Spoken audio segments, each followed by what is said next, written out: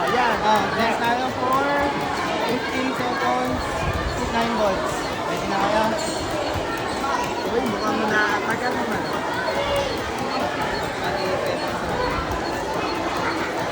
Pag-video ka ng ano,